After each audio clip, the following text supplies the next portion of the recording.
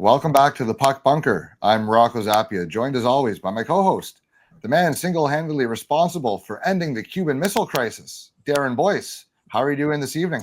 I'm a diplomat. That is for sure.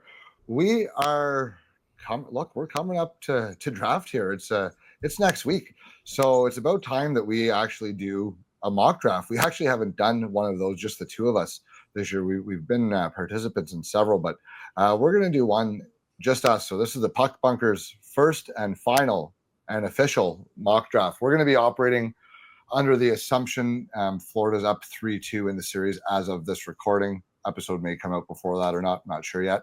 We're operating under the assumption the Flyers will have the 32nd pick, but we'll talk about that at the end.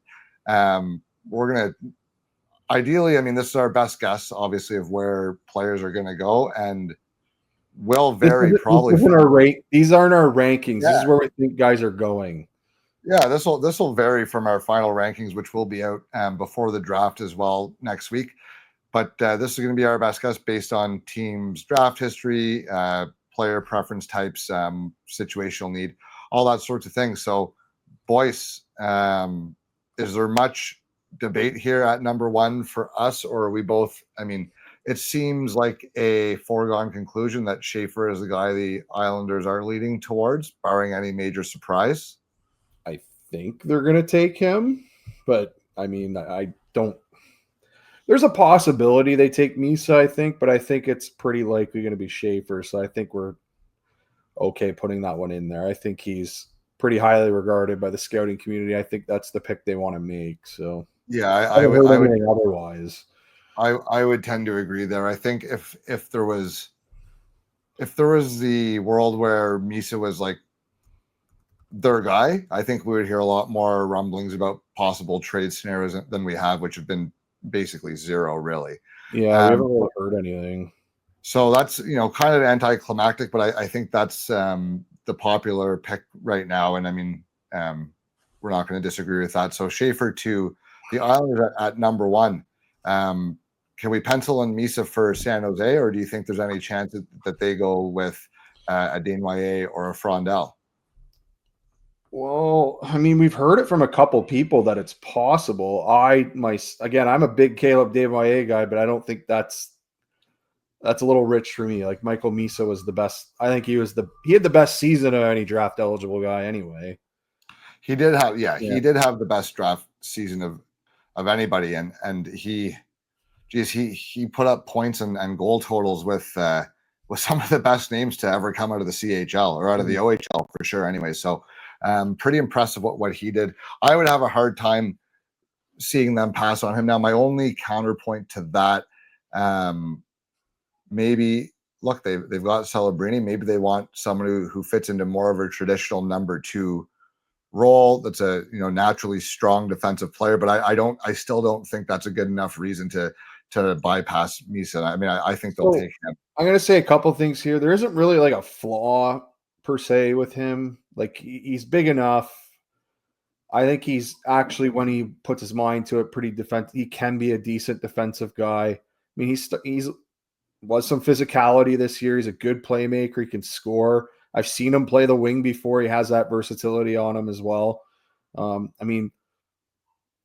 draft him as a center, but there is versatility with him where he could, he plays center mostly and moves up and plays with Celebrini. I think they can play together.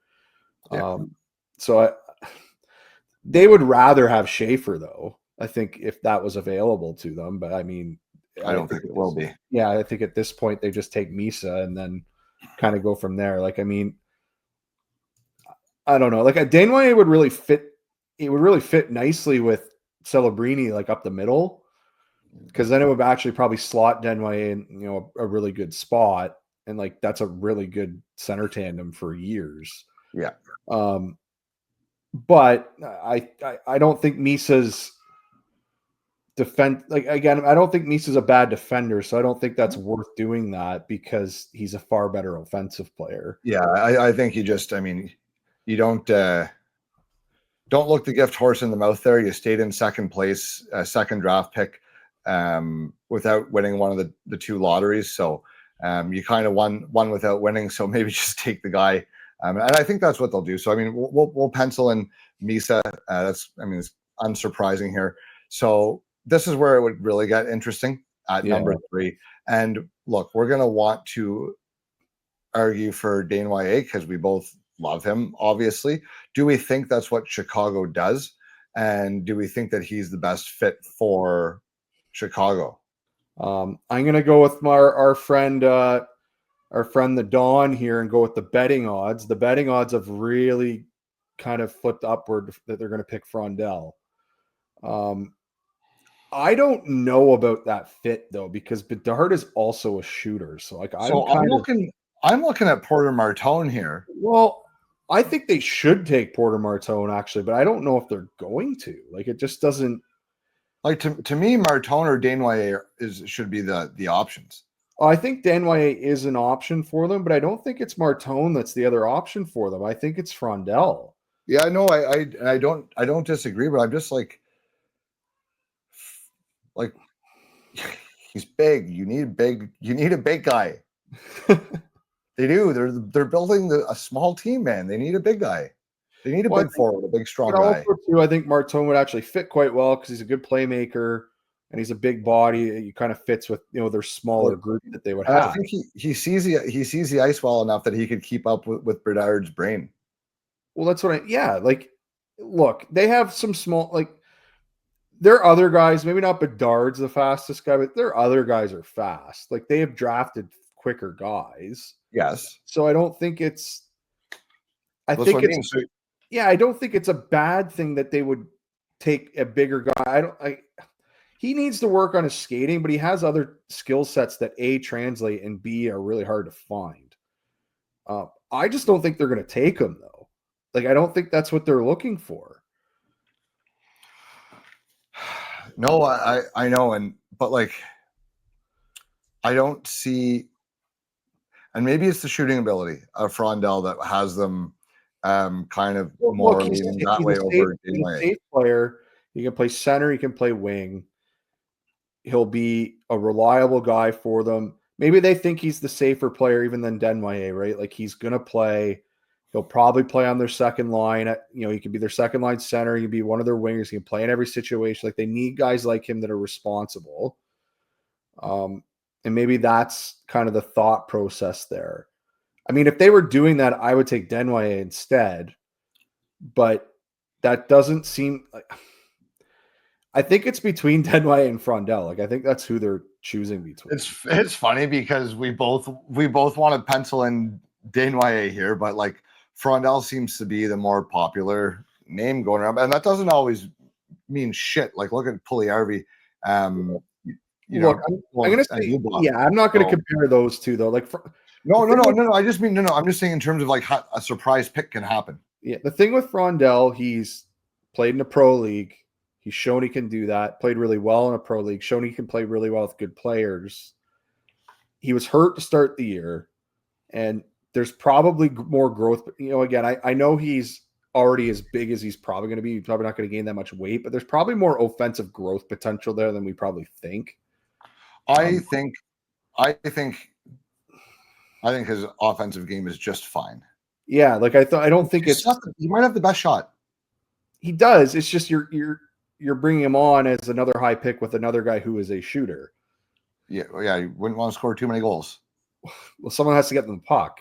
They have guys that can get them the puck, Darren. Okay, well then you take if that's the case, is Frondell their pick then? It sounds like it's their pick. Yeah, it's not our pick. Is it their pick? Is that what they're thinking? Do they think that? Do they think that? Do they think Nazar could potentially be a center? Do they think is that what they're thinking? Maybe, or maybe they think they can get a second line center some other way. Yeah, and maybe Frondell's probably their do-it-all guy. Plays center, plays some wing, plays with everybody. Kind of throw him out there with anybody. Scores 25, 30 goals. Ends up a 60-point guy for them. It's kind of what they're looking for. I think he'd be better than that. But they're not looking for this isn't like a superstar hit for them, right? It's not. Well, no, but why are they not trying to? Well, should they take? They don't Hagens? think he's going to be a superstar. Why would they even bother? Take Hagens? No, but if you like you take the guy that you think is going to be the best. Well, that's what I think. This is. I don't think they're going in there with the third overall pick with the mentality of we're really looking for. But they think Frondell is the most impactful player towards winning. No, but I'm saying they give Frondell's offense a lot more credit than 60 points, or he wouldn't be in the conversation for them. Okay, they can, yeah, sure. And like they see more growth. They see more growth potential there, yeah. Yeah, like sure. I'm kind of like guessing their opinion, right? If Frondell's the pick, it's because they think he can be a 75-point center rather than a 60. That's very responsible and hard to play against and very smart, which they don't have. Like they don't really have those 200-foot guys. Well, maybe in their opinion, Frondell's the 75-point and Desnoyers is the 60. Yeah, it could be. Oh. And it could be, right? Yeah. We don't know. We have no idea. I mean, we have our opinions, but we have no time machine yet. Yeah. No. Well, I think the thing with if we're I'll actually make the argument for Frondell there. The thing between them that Frondell has is his shot. Yeah. So even like he has that, like, again, that is an elite skill that he has. He'll be able to score. Like he'll be able to score on a power play, I think, like realistically quite easily. I think he has that ability. So like at a baseline, you're already looking at 20-25 goals, right? Like that's kind of a baseline for him. And then if he improves more, then it becomes far more than that. Right? So like I agree. Okay, so I'm getting the sense more and more that's the direction they're leading, and I have no issue with that. Look, to me, there's 1, there's 2, and then 3 to 6, you can put them in a blender, and your guess is going to be as good as whatever comes out. Honestly, I might even say 3 to 8 now. Yeah, fair. Yes, yes. You know what? That's fine. I'm fine with that. But yes, I agree. So it's going to be like there's 6 really good guys here. So before we leave here, why should you talked about them wanting to try and get the highest skill guy? So why shouldn't they take Hagens then? Because he's more of because they have Bedard and Nazar. Because they're small. Yes. Okay. You're trying to win Stanley Cup, Darren. Not the fucking most points per whatever 60 championships. Okay, so you can't have 3 half your top 6. You can't be under 6 foot and win. I don't think. Maybe I'm wrong, but I have not seen. I should probably look into this and actually go through rosters before I say this. But I can't remember too many Cup winners. It's like, wow, that was a real small feisty team hoisting the Stanley Cup around right now. Like, so you have Bedard. There's some groups that are average height, like are about 6 foot, maybe even like 5'11.5" at average, but it kind of gets, I think it's because there's like a smaller guy like Marchand is on the team, like stuff like that it kind of just. I'm not looking in terms of average height. I'm saying how many guys can you have under that height? So Marchand counts as 1, whether he's 5'10", 5'9", 5'7", that's 1. Yeah. So, and the exceptions to those rules are A, are you the best player on the ice? And B, are you the best player on the ice? And if you're one of those 2 things, which is the same thing, then you don't count to the equation. You know what I mean? Sid Crosby 5'10", 5'11" doesn't count because he's the best. And I also think it's reasonable to assume that Bedard and Nazar are like part of the equation when they're good, right? Yes, they're highly skilled. So like they have this already. Yeah. It's nothing against Hagens. It's just I don't think he fits what Chicago needs. Yeah. So Frondell? Sure.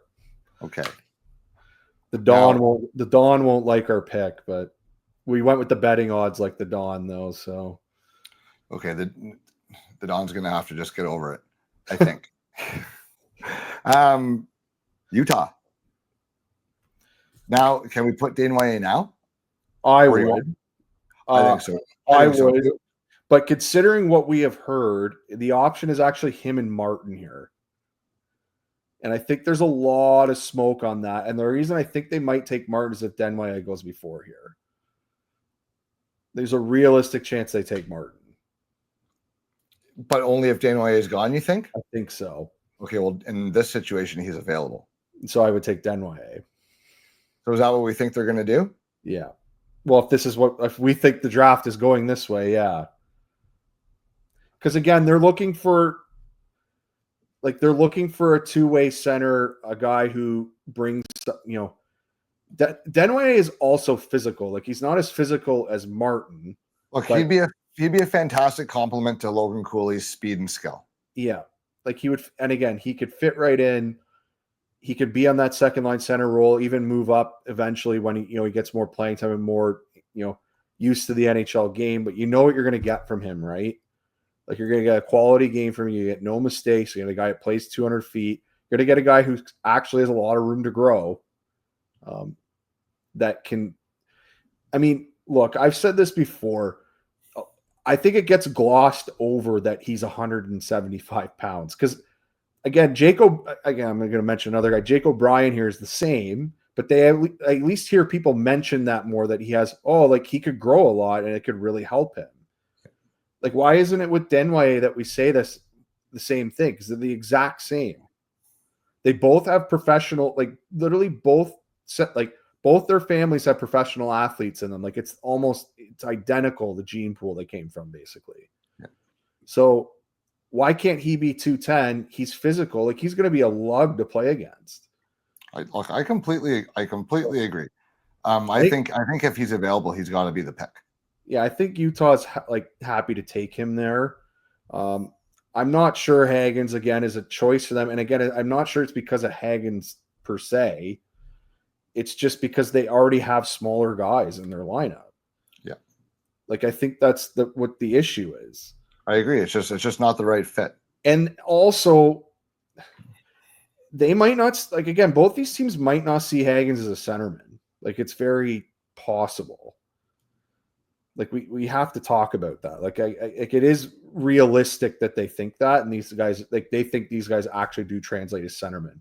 Now I have some arguments with Frondell of Chicago there if he is a centerman too, more than Desnoyers and more than Martin. But I mean, at least he's a bigger guy. He's responsible. Like you can see that part playing there, right?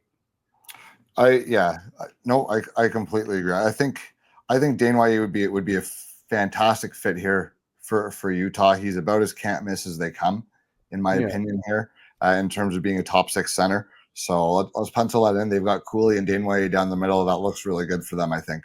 Yep. So Nashville at number 5.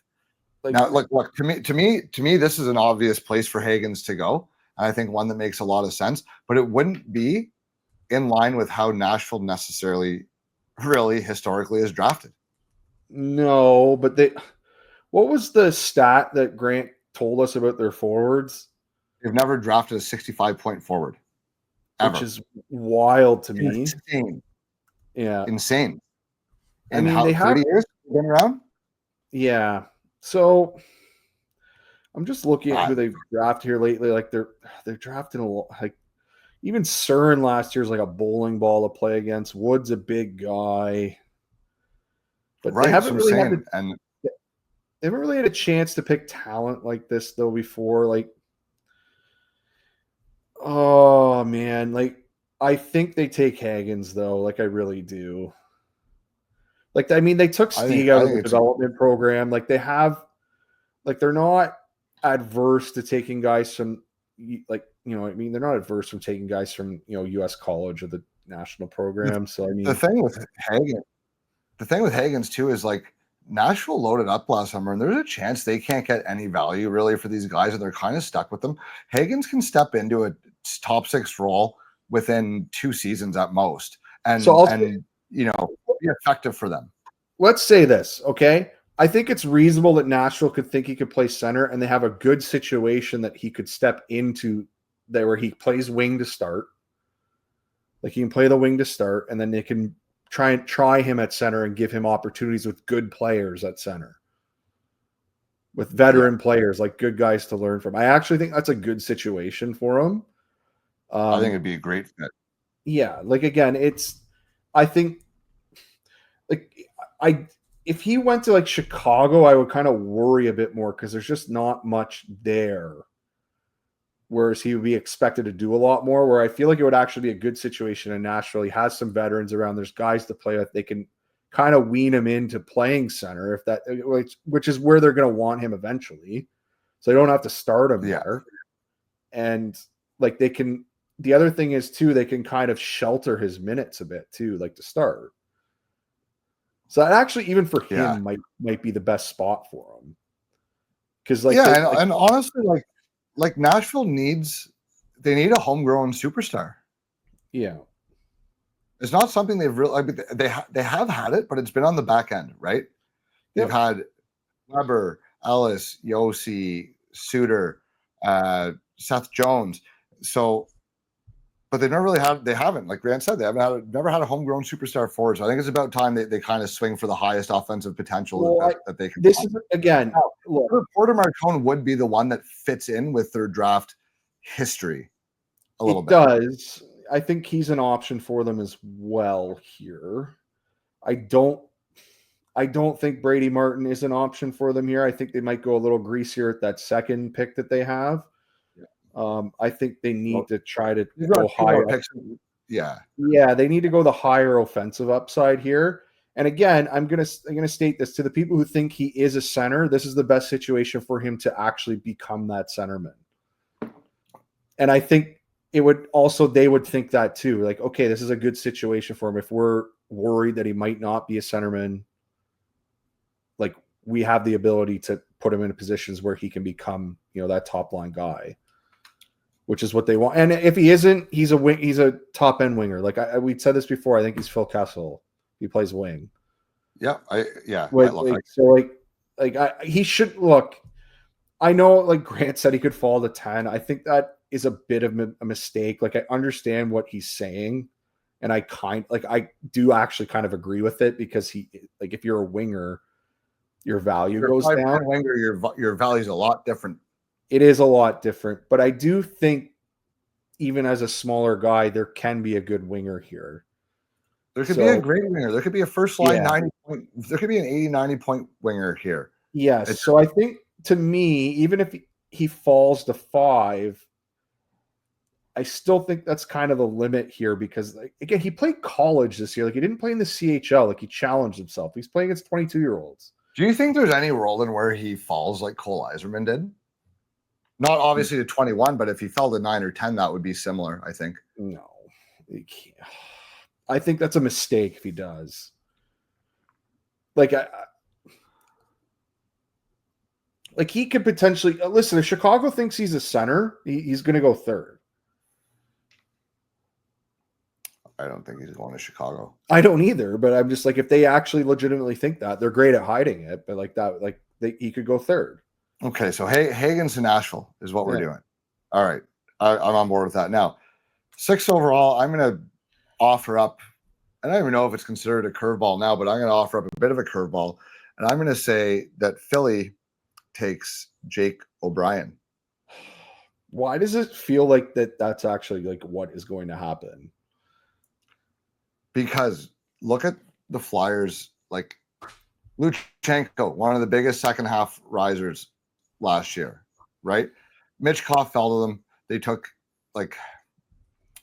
Gauthier was the pick there. I think he was kind of obvious, I think. Well, at least I liked him there, but I don't know. I just get the sense that they don't really always kind of go for the consensus. They kind of will throw you curveballs and be okay with it. So I'll say a couple things. Here. My thing with O'Brien to Philly is I also think it'd be such a good fit for Michkov to have O'Brien's playmaking there. And I know there's a little question with O'Brien's foot speed, but I think his brain's good enough. It's fine. And he's one of the top, no debate, one of the top 3 playmakers in all situation playmakers in this draft. He's especially good on the power play. So I think that just fits a need for them down the middle, whether he's a 1 or a 2, you don't really care. I don't think you're okay with either. As long as he's a 1 or a 2, you're fine with it. His offensive upside is quite high, I think. And look, you said before yourself, he's 6'2", he got 175 pounds on him. That's a pretty lean kid. So what's the ceiling here, and what's the upside? I think it's pretty high, and I don't know. I just have this feeling in my bones that O'Brien to Philly. Philly's finally ready to take a chance on another O'Brien. Okay, so a couple things. They've shown they're comfortable, drafting out of the OHL the last couple of years. I mean, so that plays. They need centers. They really don't have many in their prospect pool. I mean, No. they have Luchenko, but like he's not a number one center. Like he is a middle six type center, probably maybe a second line center. I think he's more of a third line center, but I mean, he's good. It's just like they don't really have that top line center talent in their organization. No, So and that would be O'Brien could be. He got the best chance of becoming a, other than, well, if who's like there, he might have the best chance other than Misa of becoming a true number one. So especially when your pick here is between Martin and O'Brien for centers, There's significantly more offensive upside with for O'Brien. them. It makes sense to take O'Brien over Martin because of that. Well, and they have Luchenko, who plays a really tough, not tough in the same way O'Brien does, but he'll eat up harder minutes. But can I ask you a question? They took Luchenko last year. Would they take Martin too? Like, is that something they would do?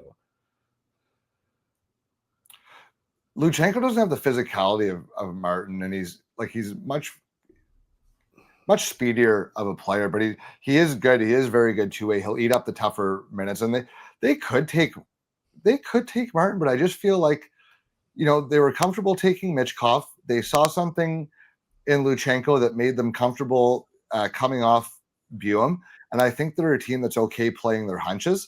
And I think if they're looking here, I mean, other than McQueen, like you're talking offensive upside, and you want a guy that has the playmaking ability to give Michkov the puck, right? And that's what O'Brien will bring to the table for them. And I think that's that would probably feel like a pretty natural tandem.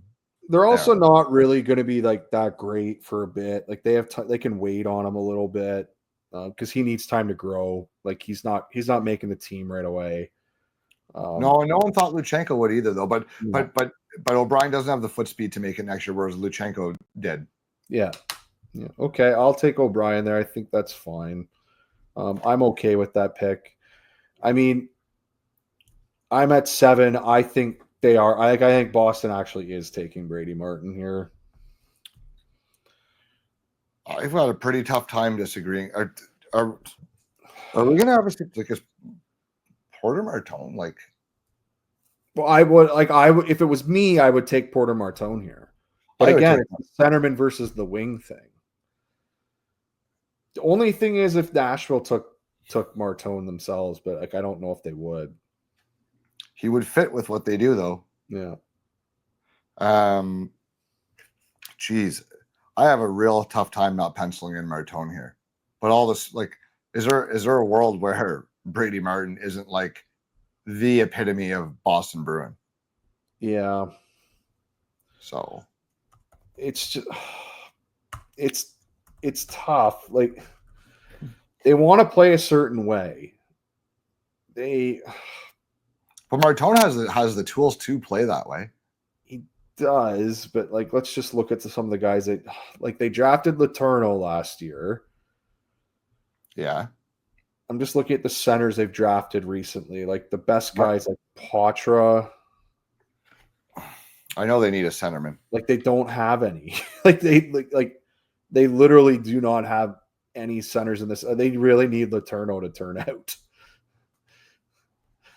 And they just lost a couple of their guys, or at least maybe not this year, but last year. They lost in so. They need center depth. I agree. So are you in Brady Martin to Boston? The only other option is McQueen. Is that an option here? Yeah, it is. It is. Are they going to do that 2 years? Well, I'm not going to compare. Roger McQueen's a far better hockey player than Dean Letourneau at their draft year. I'm not going to. This group of players is a complete fucking mess. Well, if Roger, we watch them 10 times each guy, and we're still no idea what order they're going. No, I have them ranked, but I have no idea where they're going. I have them ranked too, but I have no idea where they're going. I do think McQueen is an option for them if they think he's healthy. I don't know. Okay, I think McQueen's the first option after these guys, though, because I just don't like. Why are you risking it on McQueen when you have Martin and Martone sitting there? Fair point. What's the upside in that risk? An extra 10 points a year, maybe 25 on Martin. It's that you get a 6'5" offensive centerman. That's fine though, but that's they fine. Don't exist.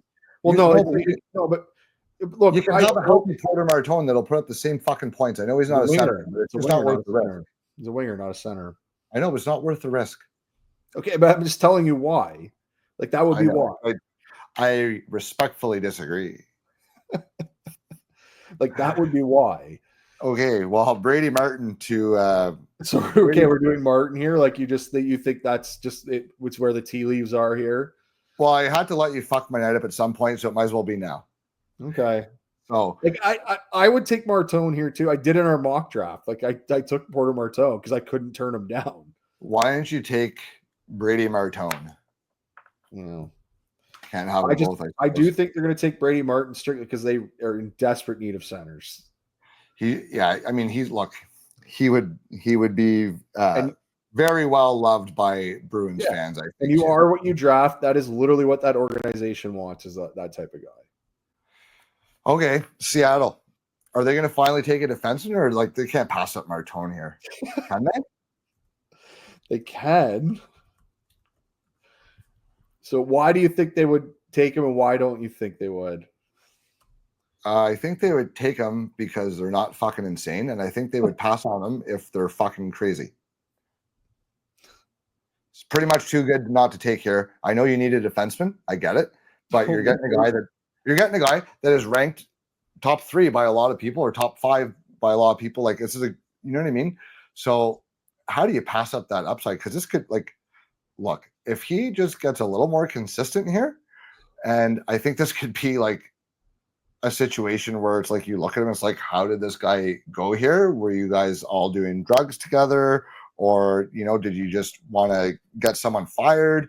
Because I just don't understand at 8th overall how it's even a conversation. Yet equally, I'm sitting here saying, well, Mrtka would fit real good in that depth chart. So he would. Now I'm going to say a couple things here. Just looking at their roster here, it looks like they have 2 seconds this year. So maybe they address their D with those picks, because there are some D in the second round. Now they're not going to be as good as, they're not going to be as high quality as a Radim Mrtka.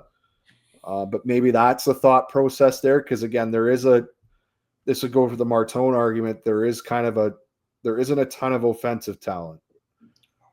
And so that, like, they won't have any forward they get will not even be close to the offensive talent that Martone has in a 6'4" package. Whereas they can find potentially a 6'4" defenseman in the 50s, the 40s and the 50s.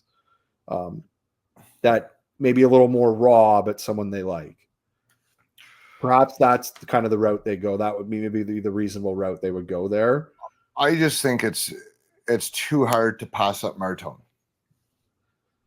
Yeah. But like that said, let's go back and look at drafts and let's see where right-handed defensemen get picked. And I was like, oh, well, that guy went higher than we thought he would. Like, at what point are we going to stop doing that and just put him, I don't know, higher?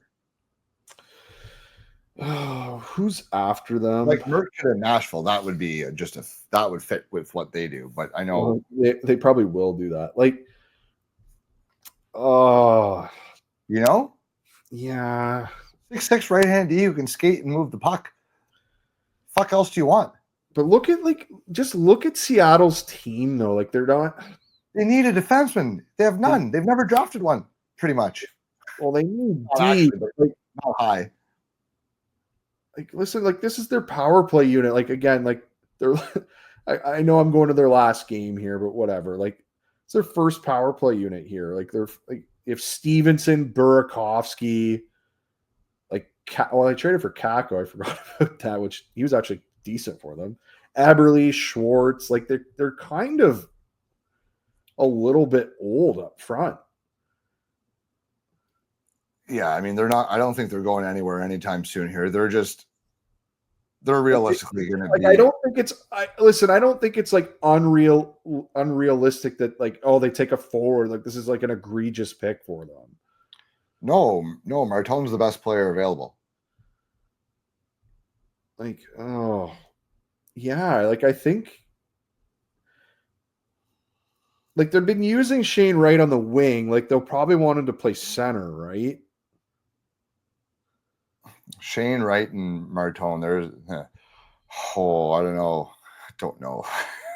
Well, like I'm just like they have been years. That's not exactly the all-effort squad there. Well, here are their young forwards, like guys they've seen. They have Kako, Beniers, and Wright. Like that's who they're.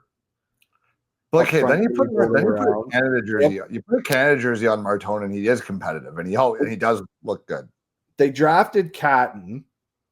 Like Catton's pretty good. I think they. I didn't like that. I thought that was too early there. Okay, that should have been Buem for them. Oh my god! But he's not a winger either. Like he's gonna like or they haven't. Well, maybe like they probably wanted to play center, but yeah, like small, Darren. Most small guys. So is Martone not like a good counter to that? Well, Martone's a counter to that. Yeah. So there you go. I think they would take Martone here. I don't think it's unrealistic that they would, but they have a real decision to make there. I just think it's reasonable for them to take the offensive guy here and then take the D with their other 2 picks in the second. Yep. Or even move up. Like they can try and move up with those 2 picks to get the D they really want, like late in the first, early in the second. Like maybe that's something they can do. They really like, maybe there's a guy there they really like. Well, there's going to be, I think there's there's 4 or 5, 6 maybe. Really good defenseman that I really like that'll be in the 20s and 30s. Like they're picking 38th. 38? Yeah, they pick 38th and 57th. Okay, so if you can even if you have to move up and use that 57 to move up from 38 to get one of these guys, like you can move up to like 32 or something. What's what I mean? So some combination of Boumediene, Kettles, Sinichka, Brustevich, Wang, Limitov, like one of those guys will be there. Yeah, Carter Amico. Yeah, I like the guys I mentioned a little bit better than him. But yeah, sorry, Link. I tried. But I guess the point I'm making is that I don't not like Amico. Don't make that a narrative here. I do like him. I just didn't like him in the first round. I've had him in a second rounder.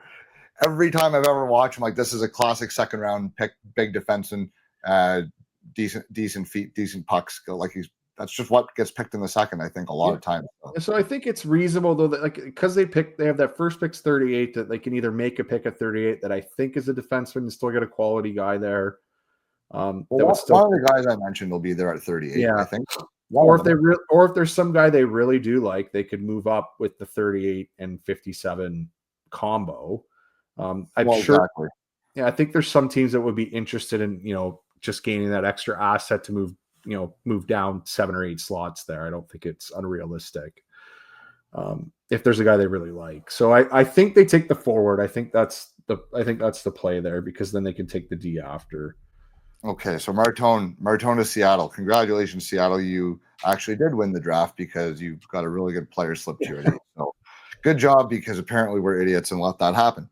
So number 9, it's our mock draft. And I'm like, how are these idiot teams leaving Martone to 8th? And I'm like, oh, that's us doing that. That's literally us doing that.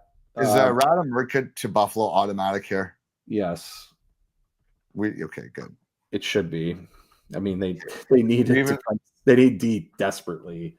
Do you even want to talk about McQueen? To Anaheim, to Buffalo? I just think Buffalo needs a right-handed D so damn bad. They're taking the defenseman. Okay, they have no depth behind their 3 guys and Byram's an RFA. Well, they're all lefties too, Darren. Yeah, so it doesn't even matter. It's the best D on the board. Okay, good. I'm glad you're off of this. Jackson Smith is better talk. Well, no, that's for them. That's that is the fit. No, I know. You just worried me when you were coming up with that a little bit. Yeah. Well, that is a bit for them. Now, number 10, Anaheim. Yeah. Is it time? What's it time for? Time for the Raj, dude. Oh, and I'll tell you why. Anaheim is going out of their way to build the biggest team that hockey's ever seen in the history of the world. They just have a bunch of gargantuan players, and they're just getting it they're doing it. They have guys who can play in the organization who are comfortable playing both center and wing. McTavish and Carlson can both do both jobs. So McQueen comes in, and if you have to nurse his back a little bit, you can play him on the wing, and he's fine because of how good his hands are and his size. And it's a little less. It's going to be a little less taxing on his back, not having to be down low behind his own goal line, battling and that sort of thing. So I think the injury risk, if they think he's healthy and like, okay, he was misdiagnosed, he's fine. Making him a winger as a backup plan, if he's not quite fine, is probably a way to mitigate that and keep him in the lineup a little more often. So I think, plus they just have a lot of depth everywhere, and they can afford to blow this pick if his health doesn't pan out, and they're still in really good shape, I think. And obviously, we're not cheering for that. We never want. Like, I wish we got to see Roger McQueen all year. Like, he would have made this draft really interesting at the top. Conversely, they're getting a guy who, if healthy, could have challenged for a top 1, 2, or 3 spot in this draft class. So that's a 10th overall is pretty nice. And they're not going to be bad enough to get a really high pick like this again, a guy that's probably has that tools. So might be hard for them to pass up given how well-rounded they are all throughout their prospect pool. Yeah, geez. Like, I think you're right. Like, I don't think they need like Jackson Smith. Like, I think McQueen's a better fit. The only thing is, like, do they like Eklund? Like, is that something they're interested in? I guess they just traded for Kreider though. But like, well, look at the team they're building, dude. They're not building a small team.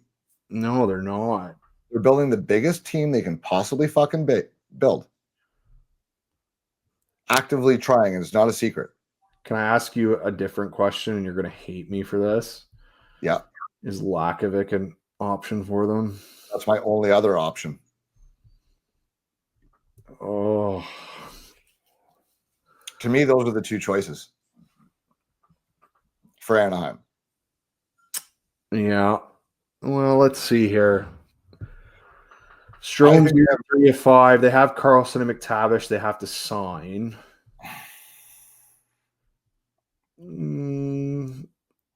Like Seneca's he's a winger. Yeah, he's a winger. Hey, your boy Maxime Massey. All right. Yeah. That's tough for them to just take. Like, you're taking a big gamble there, but I guess you could theoretically play him on the wing if they wanted to. And they can afford to gamble. So one thing I'm going to say about Roger McQueen, actually, that, maybe I've been hard on him all year. There is but like there is a skill set there where maybe he slots better here. Like they're like, because my question with him has kind of been his playmaking. Like, is he actually like a first line type play driving center? That's what I'm saying. He's going somewhere where they have depth. Yeah, maybe he's like with other really good guys. He's a middle 6 guy, and he can play his wing, he plays center, and it slots a lot better for him. Like maybe that's kind of the role he gets here, and then he can he has time to get healthy, time to he obviously has growth to do. He has time for that, and they can work him into the lineup where again he's not here as the savior. Jeez, Darren, I can buy it. Yeah. Huh? I'm having a real hard time with these 3 massive fuckers going 8, 9, 10. I think that's wrong.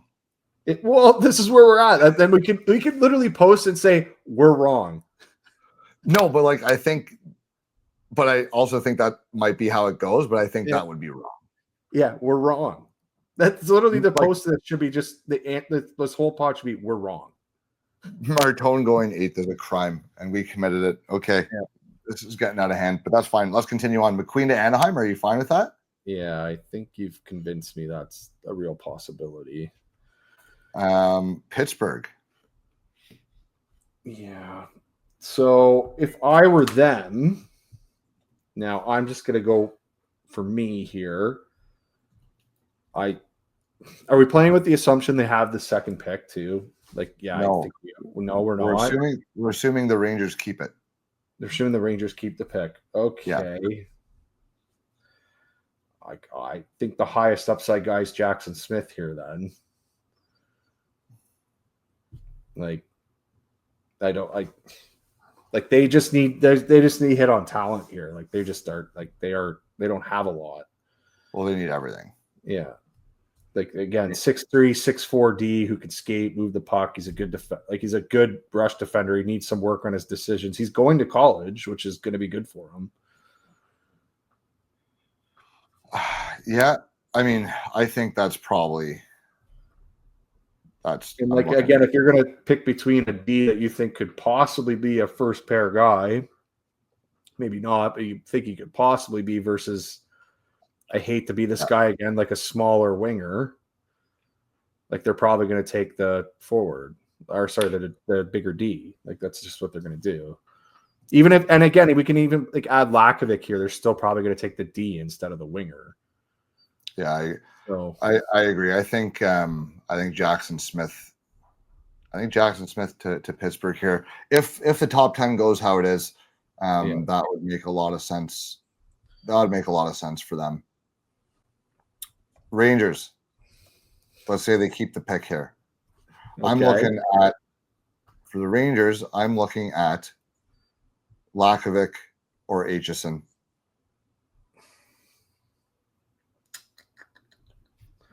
Who am I looking at here?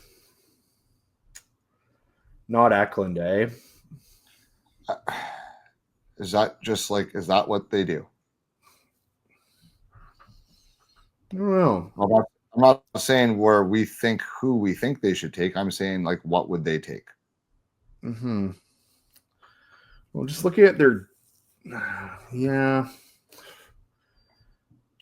take a look at their draft history. Although they don't really have any high-end offensive players in their pipeline at all. No, like they have some heavy players, but they don't really have. They do have some heavy players, so maybe they go away for that, and maybe they do take Eklund. Well, they took the skill. They took the skill and like with Perreault, right? Like they took the skill there. But he slipped a lot. He did slip. But he slipped there. He was never supposed to be there, though. It's different. I mean, they took off. They just like he's kind of a skill guy, but yeah, they often. Or he was anyway. He was good. He's good, but he's like a prick past like penalty minutes guy too. So for me, he's more like he's a harder player, more than a pure skill guy. Pure skill guy. It does look like I think like pros, and again, pro's not a big guy, so I mean they have a history that they might take that guy. Like Eklund's good. I agree. Like he's is that the point where he's too good not to take? Maybe it's around here. Like the problem is like the Rangers, it looks like they like want to draft pesty or like bigger guys, but then they've made the pick with Perreault because like he fell to them and he's like the highest skill guy on the board. But that's why I'm saying that's a different situation though. But I guess not really, because that's what we're doing here. Like I think this because to me, like again, I get it with Lakovic. Like there is a guy here, but like I just like there's no question marks with Eklund to me. Even if he's small, like he's still gonna play. I think he's still gonna be effective. It's just like yes, Lakovic might have the first line winger upside, but like there's some like deep holes here that they have to develop. Pittsburgh could take Eklund, dude. They need a ton of skill. Pittsburgh? Well, if Pittsburgh have both these picks, like they're taking Eklund. Yeah, I agree. Whereas like New York might not, but like I think they still take Eklund. I think there's just like Eklund's he's a better hockey player than Lakovic is. Like he is. Okay, let me give you something that might be just enough up the Rangers' alley. Okay. Carbonneau? Yeah. Like it's possible. Like is that but again, like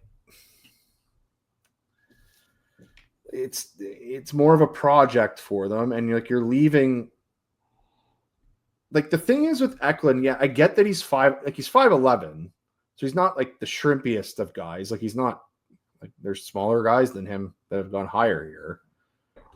So the thing with Eklund is that he was comparing him even to Frondell, who we put third here. Now again, he is a year older than Frondell. He was the one playing in the Allsvenskan playoffs. I think he had more role in them winning in those playoffs than Frondell did. And he plays a winning type of hockey. Like he plays a way that you want a guy to play. Now, I mean, I think they kind of, if you look at their team, like they have some high-end guys. Like, I mean, they have Pro, they have Lafreniere. Like, I don't know. Like, maybe they kind of just need a guy who's a little bit more greasy than some of these other guys. Like, they just brought in JT Miller, who is pretty greasy when he wants to play. Do we think Eklund can play as greasy as he'd like to at the NHL level and not get?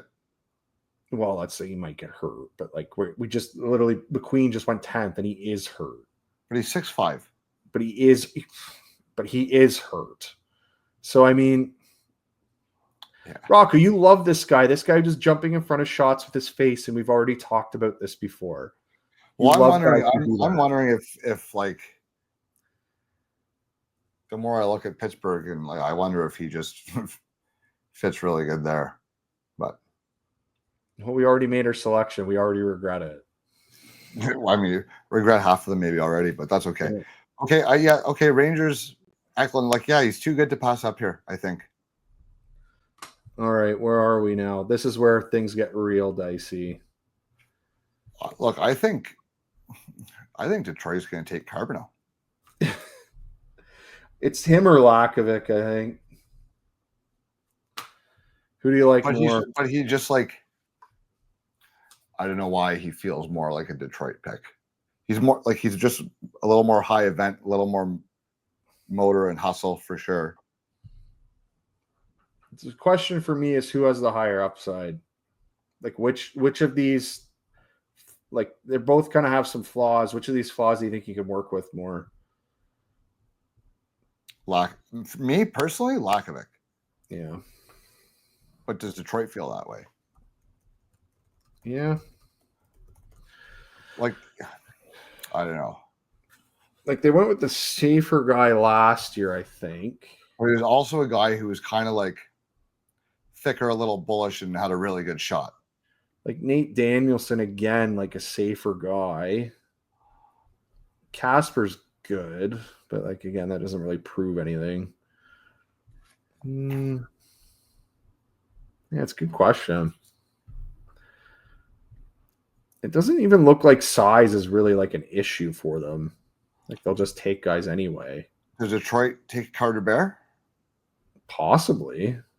But again, are they worried about the injury?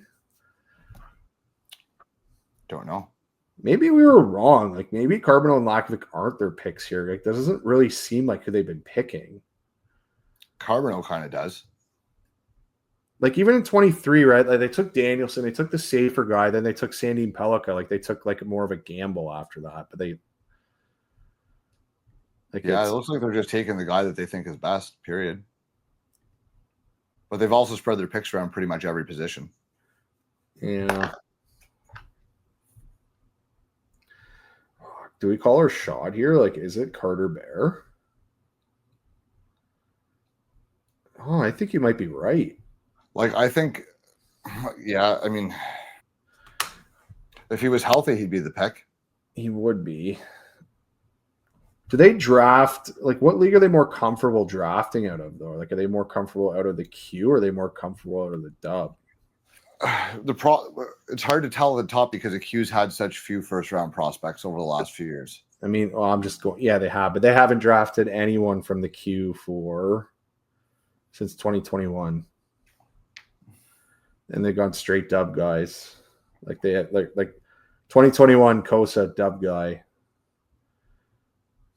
2023 9th overall Danielson dub guy. Yeah. It's like it does look like they're more confident in that. So Lakovic or Bear? Yeah, I think it is Lakovic or Bear. They're definitely more confident in that scout there. Last guy they took out of the queue was Zadina. That didn't go too well for them. And Veleno, both of them. Carter Bear? Yeah, sure. Let's do that. Let's call our shot. Carter Bear. Carter Bear to Detroit. All right. Now, that brings up Columbus at 14. Yep. And now, to me, they'd be taking Lakovic here. They could use a D. Like they could use a right-hand D or. Think so? Yeah, well, they just traded. They just traded Jurczyk away this year. And they're going to lose Fabro in free agency. Yeah, like a Hensler. Like I think Hensler's a good pick for them. I think that's someone they would probably target. It's again an unexciting pick, but they have a second pick where they could kind of take more of a shot on a guy. Okay, but what if they think that they can get one of the righties at 20, and there's and they want dude, it's pretty much in terms of high end offensive. Really, you know what I mean? Lakovic, Carbonneau, Reshny. Those are kind of the guys left for high end offense. Well, let's see here. Are they? Let's see. Last year, with Caden Lindstrom, so they went. They went with the injured guy, so they probably want to steer clear of that. It's okay. We just drafted them to Detroit. Yeah, I mean they do it looks like. At least last year, they demonstrated that they like size with their first couple picks, and then they went Marchenko. Yeah, and then maybe you know what? Maybe you're right. Maybe they do go forward, and then one of the D and they just have it. They can hope one of the D fall, or they can even trade back with the second pick or something. Like maybe that's what they're thinking. Yeah, maybe Lakovic. I would take Lakovic over Carbonneau. Yeah, I think Lakovic fits what they would be looking for a little bit more. I think you're right. Let's just take a look here. I just want to, yeah, they don't really have that top end talent. It's already in their lineup, right? Yeah. So they don't really have that guy coming. So, yeah. Now for okay. Well, let's go Lakovic. Yeah, Lakovic. Yeah. Vancouver. They need a center. I think Cole Reshny. That's the only other option to me there is Coots. Yeah, but I think the high end Reshny's got higher end offensive upside. Yeah. And Vancouver's showing that they've continually drafted guys with perceived or real high end upside, right? Yeah. They've missed a couple, but they've hit a few too. That's who I've taken in mocks for them. So is Reshny. Yeah. Now we're at the Habs picks. So, the first one's obvious is Justin Carbonneau. Yeah, so Grant gets Carbonneau. Yeah, Carbonneau to Montreal that's automatic. I think the first one. I don't even know if that needs to be discussed. No, that's obvious for them there. I don't think they're taking Prokhorov there, but Grant knows more than I do. So, I think they're taking Carbonneau and Zonin. Why not Nestrazel? Because Zonin's from fucking Montreal, dude. Do you actually do you think they would take if they took both Q guys? That's awesome. Okay, but what's Nestrazel have that Zonin doesn't? He's 6'4", better, he's faster. Zonin's 6'2", and he just was one of the best players in the queue. I'm just saying. Okay, I'll give you some other options here. And I don't want them to take Spence would be another for me. I think they're going to take an upside guy and a safe guy. Okay, but they have Carbonneau here. They have Carbonneau here, right? That's your upside guy. There's two right-hand D here. Do they need a defenseman? I don't know that they're taking a D. Is Logan Mailloux are you listen, I like Logan Mailloux, but are they counting on him to be a top 4D? Sure, I think so. Okay. So that's what I'm asking. They could like Reinbacher's a right-hander, but like they could use a guy. Like if Hensler or Fiddler are there, like they fit into their lineup quite well. Yeah, Logan Hensler would be a guy here. Then you have a secondary puck mover too. They have some good puck movers, but what if he played with Hudson? Well, so and they like Fiddler. I don't know because I feel like they have bigger, more physical D already. Yeah, so Hensler might be their like Hensler's a potential option here. It's pretty much a sure thing too. I mean, you can't have enough of them. You can always trade guys. It's a really good value there. Yeah. You want to do Logan Hensler? Yeah, like we're not putting Prokhorov, that's for sure. Yeah, like but is there any have we heard anything about them doing that? Like what have we heard? Why do you need to hear it? I'm just wondering, like, have we heard anything about like that? Like no, I know that they like their defensive pool in terms of prospect depth. Yeah. So maybe they do go 2 forwards. Like maybe that is kind of like maybe they're just addressing the needs they have. Like they do need size. Like they do need size up front. They need depth up front. Play with their smaller guys. So Spence, Zonin, Nestrassel. We can talk about Prokhorov because like Grant knows the Habs very well and he thinks that might be a possibility. I think it's too high for him. Well, they have pick 41 as well. I just the worry would be for them is if they really like him, is that he's not there at pick 41 because with Prokhorov he has all these tools. He has these tools that are high end that he's probably going to get taken in the 30s. By I would if you have already made a couple picks, like he is definitely worth taking a shot in the 30s. Yes, I completely agree, but at 17 is too rich for me. Yeah. So you wouldn't take Nestrassel there either? Like, is that too high for you? I would take Nestrassel there for sure. But you think Zonin's a better fit?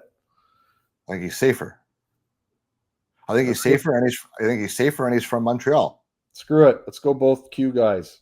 Yeah. Bill, you're going to Montreal. Both, Rock was pissed because he doesn't have him on Ottawa. I am pissed. I'm honestly, I don't like making this pick at all. Not even a little bit. Not even 1% of me likes it because I don't want him to play for Montreal or Toronto or any other team other than Ottawa. But okay, Bill's on to Montreal, which I make myself sick. You know, I really sicken myself some days, Boyce, and this is one of those days. Yeah, tough day for you. It is a tough day. Like, oh my goodness, I'm drafting my favorite player to one of my worst teams. Just what's going on here? Calgary Flames. The Calgary Flames. They're clearly in the early stages of a rebuild, and they're clearly just taking the most talented players that they can find. They showed that last year, and they're just actively trying to build as much high-end skill in their prospect pool until they inevitably have one of these top 3 or 4 picks and get their franchise player or two, right? I think. So with that in mind, I think I'm wondering who you're going to propose here because this is actually kind of a tough pick. Colin Potter and Cameron Reed. Okay. Cameron Reed's interesting. Or Hensler. So I know that I took Brustevich in our mock at their 31st pick. They have right hand. They have a couple right hand D. They just drafted one who's going to be their power play quarterback for. Yeah, but Hensler's not going to be. He doesn't need to be a power play guy to be effective, which is why he's a enticing pick here. So I think it's an attractive option for them because it doesn't threaten Parek's role on the power play, and Hensler has the tools to just go be a 5-on-5 minute muncher. Maybe he's on your second power play and one of your PKs, right? He's an all situations guy is probably what he projects to. So, look, Parek's going to run the power play for 10 years. So, but Hensler doesn't need to do that to be effective. We saw him be good this year without putting up many points. So he doesn't need to be a point guy to have value. Yeah. And he's a right-handed D. They're hard to find, and he's going to play for a long time in the league. Okay, so they have Parek, they have Muse, I believe the other Brustevich is also a righty who they like. Okay, well, Hensler's better than both of those guys, and it's not even close. Okay, so you think they go back to that? Well, like, is there anyone on forward you would be interested in here? Because their forward depth and their forward pool is kind of limited. Like their best 3 prospects were all drafted last year. Potter and Strassel up front would do it for me, for them. Okay, so I'll say this: they did draft Gradine out of the USHL last year. Mm-hmm. And I will say this: Strassel's better than him. Okay. Like in my opinion, I watched them both. I like Strassel better than I like Strassel this year better than I liked Gradine last year. Like, I actually wonder if and they Kindle.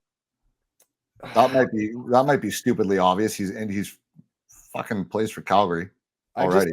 It isn't the guy they should be taking though. Why? Well, he's smaller. Like Colin Potter's not small. Okay. Colin Potter is small, but I also don't think that's who they like. I just don't know if that's who they're taking. Kindle's hockey sense is pretty damn good, man. Here's the guys they took last year. Like, let's just give you an example of like what they, because I think their draft last year is actually quite good. Kindle might have the most, like, he's got some pretty good upside, I think, too. Well, they took Parekh, yeah, Radim, Basha, Battaglia, Muse, Zrubin, the goalie I like, and like Luke Misa were in this draft. So like that's a like. So right there, so they're just taking upside. So that's all they're drafting for is pure upside. Yeah, that's what it looks like. So Kindle, right?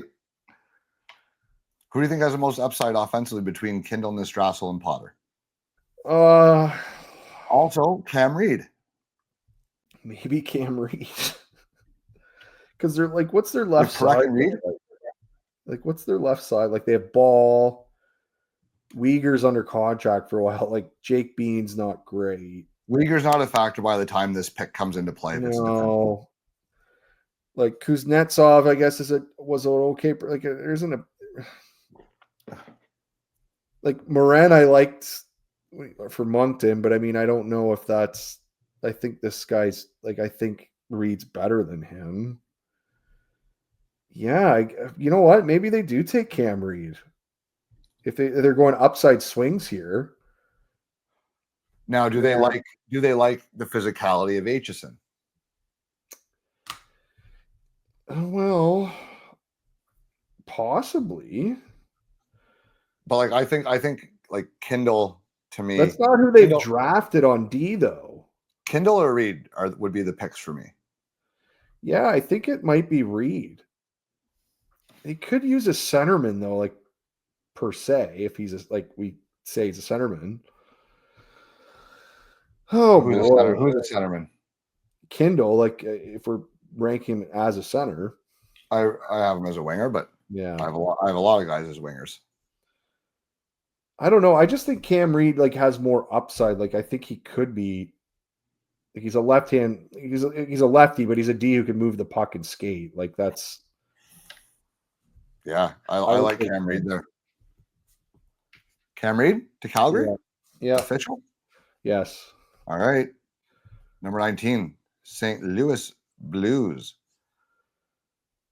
This to me has. They take Aitchison? Like I don't. Well, Aitchison, Fiddler, or Spence probably would be who I would guess for them.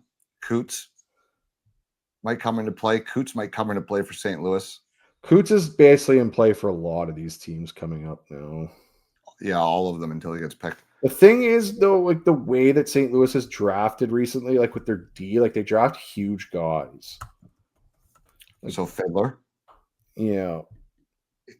Aitchison 6'2". He's not small, and he's mean enough that they'll like that, I think. Yeah. Jack Nesbitt could be a sleeper pick here, but I think it's too early, personally. Yeah. But that could be a sleeper. Like that would be the earliest I could see him going. Like here's what they took last year. They took 3D with their first 3 picks, and they're all over 6'3", I believe. Well, it's just, are they going to do that again? Like, or they need, like they took Dvorsky the year before. Yeah, I don't know if they want to take Aitchison there. Coots, Spence. They don't yeah. Well, let's see. They have Holiday, they have Neighbors, they have Kyrou, they have Snuggerud, they have Bolduc. All those guys are kind of playing decently well.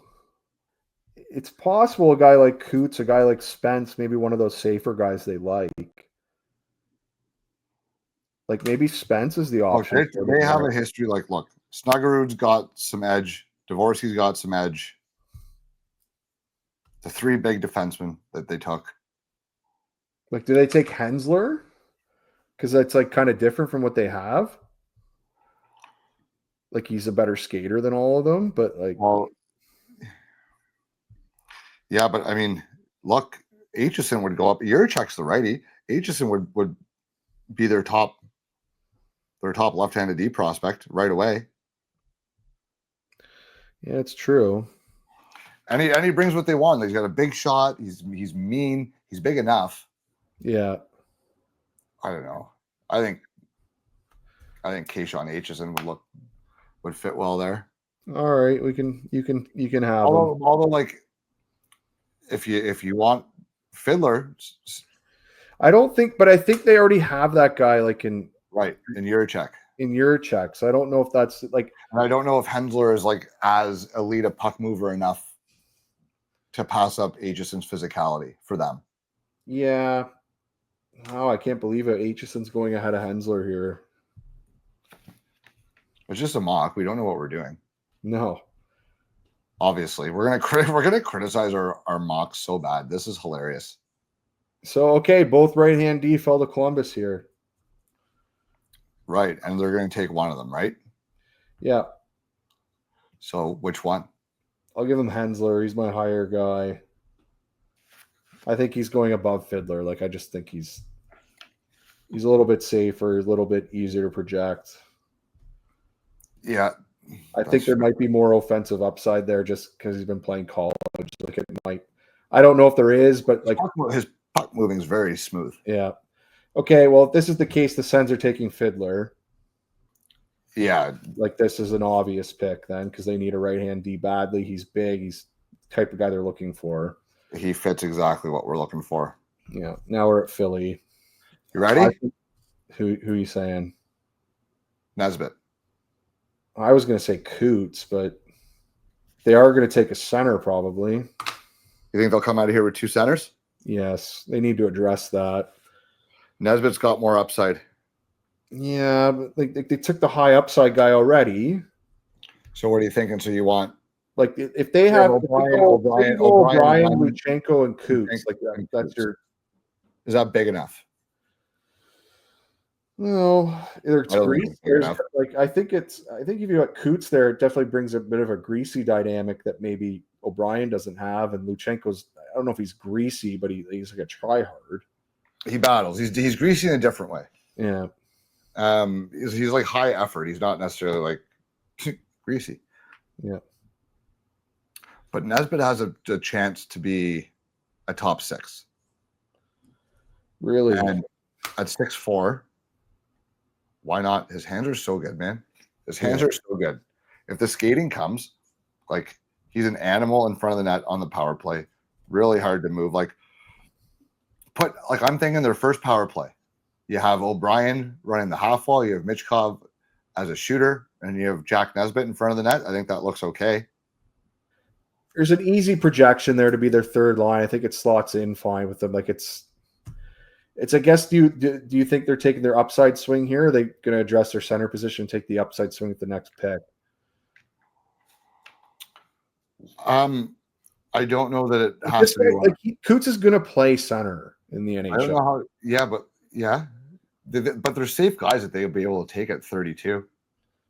But he's good. Like I think there's also a chance he could bump up and be like a second line center. There's not. I don't think there's.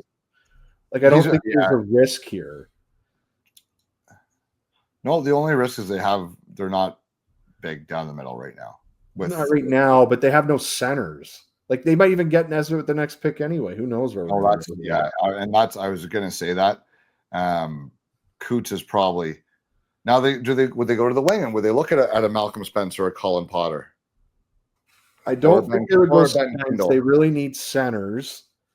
They could go Potter if they went the Luchenko model, but I think they want to like diversify. Like, I don't know. I think they want to diversify their center combos there.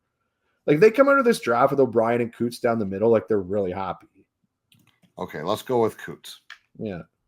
Nashville. Okay, that's like, look, Coots is who I had next on my list here anyways. Nashville at 23. Mm-hmm. Spence. Yeah. Like, that's kind of a fit for them. I had them taking Zonin before. Like, just, again, like a big winger who can kind of do everything for them, play with good players. They have good guys in their roster. Like, he probably fit right in pretty quickly. I think he would make that team quite quickly. 2 years. Yeah. You want to go Malcolm Spence? Yep. 23 to Nashville? Yep. I like that.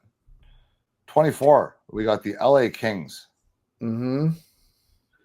Now, they need a safer guy here, in my opinion. So, like, maybe they take Nesbitt. Like, they've already taken... 2 seconds ago, Nesbitt... Hold on. 2 seconds ago, Nesbitt was the upside guy, and now he's a safe guy? But he's safer than the other guys available here now. Well, Potter might be the safest available. Horkoff might be the safest. Who did LA take last year? Green Tree. Yep. Okay. So what? So that, like, they've seen this guy play all year. Yeah. Okay. So so it's either then definitely the pick or definitely not the pick. We're taking Nesbitt. Jack Nesbitt to LA. 5 seconds. Okay. To Philly, he's the upside pick. To LA, he's a safe pick. Philly might be able to get him at 31, 32, and then we take him at 24 to LA. This is going off the rails, but I don't mind it. And I actually like that pick to LA. I think that's a great fit for them and very in line with what they would want to do. Now, Chicago at 25.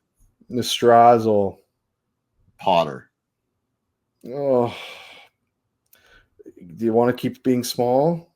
It's what they want. It's not what I want. I think with their previous pick, they're already saying they want a bigger guy. Okay, and they're going to say, well, we just took a bigger guy, so we could take the most skilled player here. Okay. I like Nestrazel better. Okay, we'll give them Potter then. We'll take the highest upside guy.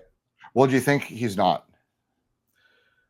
I don't think he's the highest upside guy. Like, I think Nestrazel is, because he has a lot of growth potential there. I think Potter's good. I just don't know what what we really expect. He's not going to play a top line offensive role. Let's call our shot here, and we're going to do the Don. We're going to do the Don a favor by giving him Vaclav Nestrazel. We love him. He loves him. It'd be a great fit for Chicago. They're tiny. They need to get bigger. He's got a ton of offensive upside, great hands. He'll be able to play, I think, with their smaller forwards and succeed, which would be a nice fit for them. Nashville. Say it. What? What do you want me to say? Or are they taking Kindle or Potter here? We got to stop the bleeding. So I think they go upside here. Potter. Yeah. Right? Yeah. They come away, a team basically devoid of high-end offensive prospects, come away with Hagens and O'Brien. They can afford to take probably a couple smaller guys and be okay with it, especially early in, well, they don't know it yet, but early in a rebuild. Nestrazel to the Caps would have been so good. What do they need? Everything and nothing. So, like, it doesn't matter. Whatever they pick here, whenever this player they pick now is going to be in the NHL, they're going to be at the beginning of a very long rebuild. So it doesn't really matter what they take. Well, last year they took the upside, but then they took took two upside guys and then a bunch of big guys later. What I'm saying is that it doesn't matter because they're in BPA mode because they know they're either maybe competitive one more year. Like when Ovi's done, they're done. They're tearing it down and starting over, right? So they take Kindle then. Yeah. Okay. I think Ben Kindle to the Caps is great. The Jets, okay. To the Jets, what would the Jets be looking for here? Again, a little bit of everything, probably. Yeah. Or are they taking a guy that's going to play? Like, if they're looking for a guy that can come in and help this current core, I think a guy like Horkoff starts to make a lot of sense. Yeah, I actually don't mind that pick for them. Like they just want, like, again, they're trying to look to augment the core they have now. They need a guy who's going to play. Equally, they're not afraid to take a shot. What about Riker Lee?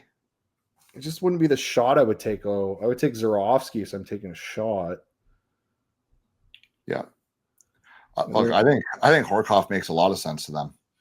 Yeah, they, like, again, big body, like they can use him kind of lower in the lineup. They like those type of guys, those hard guys. He'll play. They can probably add him in while they're still competing. Well, that's exactly it, right? Yeah. He'll be able to play soon. Yep. Okay, Horkoff to the Jets, 29, Carolina. Okay, let's what do the analytics say? Because our opinion doesn't matter. They're just going to let the computer draft for them anyways. They're going to take the best Russian, and it's Alex Zarovsky. That's who they are going to take. You think they'll take Zarovsky over Lee? Yes. He's played in the KHL, and he looked good. Like, I don't understand. Like, yeah, Zarovsky to Carolina.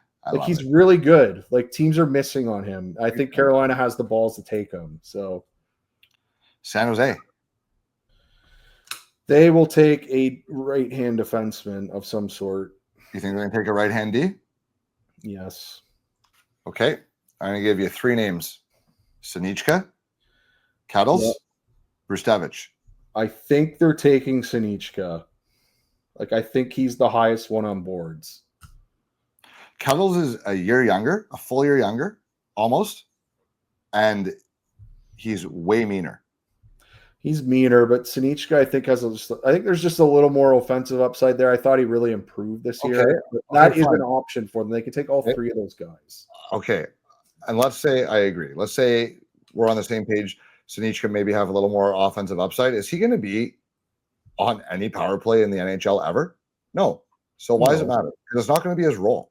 His role is going to be what Peyton Kettles is, probably the right up there, as good as almost anyone in this draft in terms of being really hard to play against. Yeah. September 1st birthday, dude. Like, yeah.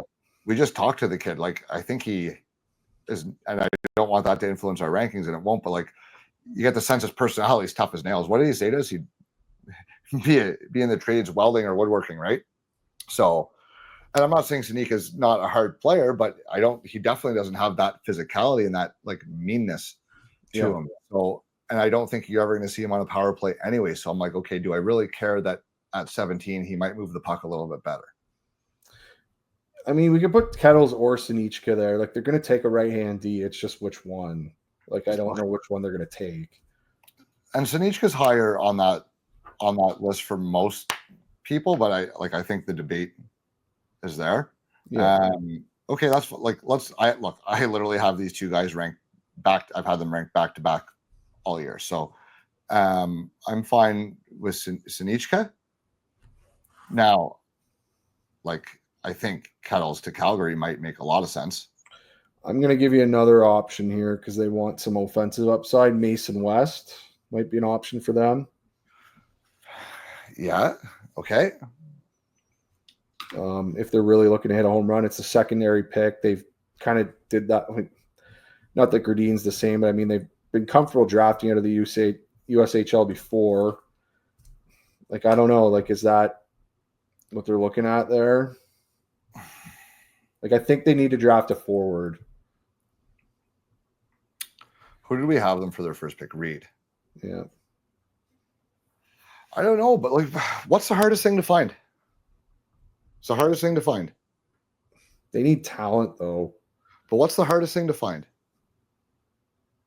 Number 1 centers. Yes, Darren. Fucking big right-hand defenseman who can not handle the puck like a grenade. Yeah.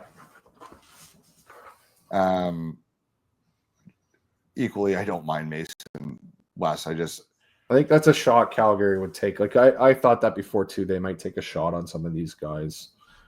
Like, they take a shot on him, take a shot on Zarovsky if he was there, like someone like that. Riker Lee could be an option. Like, I think they're going to take an upside offensive shot with a guy. Strazzle, even if he was there, like, they take someone like that. Especially if they don't take a forward with that first pick. Lee, Prokhorov, West. Like, I would take West. I think they would take Lee. Really?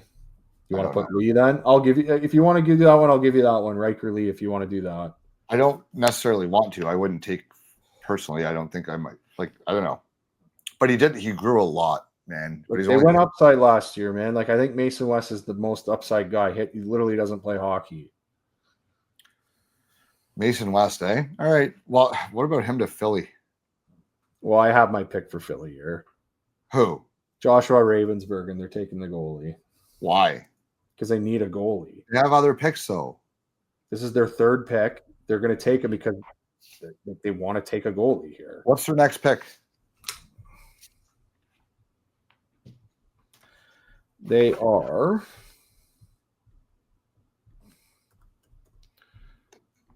They have a pick right soon in the second.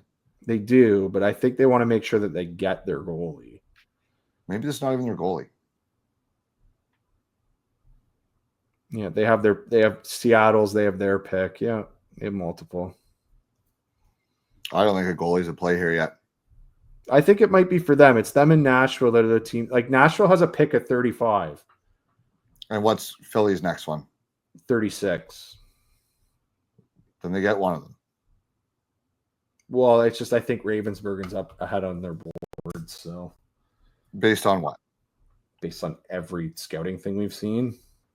So, okay, we're gonna leave Boumediene out of the first round. Yep. And Kettles and Wang. They're probably gonna be like the next 3 or 4 picks. I don't love that. But it's not my rankings. My rankings will have probably all 3 of them in the first round. Rankings are different. Anyway, we'll put the rankings on the board here. Mason West to Calgary. Yeah. And let us know what you think of our mock, because we hate it. Are we doing Mason West to Calgary and then Ravensburg? That's so fucking boring. But we hate our lists, but it's hilarious because this is a mock draft exercise, not what we actually rank these guys, where we think these guys are going to go. Yeah. Okay. Well, let us know. I'm gonna start criticizing myself on Twitter. But we'll catch you guys next time. Thank you for joining us. Yeah, we got some cool episodes coming up before the draft. We may do a live draft stream. We're not sure yet, but I just figured I'd throw that out there. If anyone's watching to the very end, see what you think. All right, boys, sir. Go be a dad. See ya. We'll see you later.